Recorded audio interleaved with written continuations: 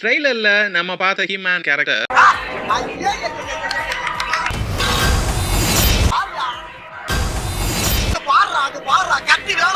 உண்மையை சொல்லணும்னா காஸ்டிங்ல நல்லா இருக்கான்னு கேட்டா அட தத்தியம் பிடிச்ச பார்க்க முடியலப்பா படத்தை நான். சரி, அனிமேஷன் அக்யூரேட் இல்லைன்னு தான் சொல்லணும். நோ கமெண்ட்ஸ், சிம்பிளி வேஸ் ஏதோ சேர்த்துக்கிட்டோம்னு வச்சுக்கிட்டு இருக்கேன்.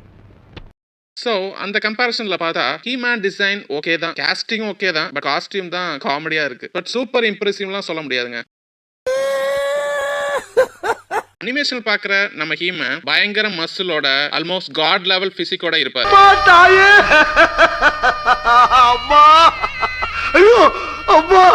ஆனா மூவில கொண்டு வரும்போது எக்ஸாக்டா கொண்டு வர முடியாது. அதுதான் அனிமேஷன்ல இருந்து லைவ் ஆக்ஷனுக்கு அடாப்ட் பண்ணுற biggest challenge. 100% animation accurate feel கொடுத்தது அது ஸ்கெலிட்டர் கேரக்டர் தான். ஸ்கெலிட்டரோட look, design, casting, comic and animation அக்யூரேட்டா இருக்கு. ஹானஸ்ட்லியா சொல்லணும்னா இந்த மூவில ஹீரோ ஹீமேனை விட வில்லன் ஸ்கெலிட்டர் தான் அதிகம் பாப்புலராக வாய்ப்பு இருக்கு. பிகாஸ் அவ்வளவு ஸ்ட்ராங் பிரசன்ஸ் இருக்குங்க.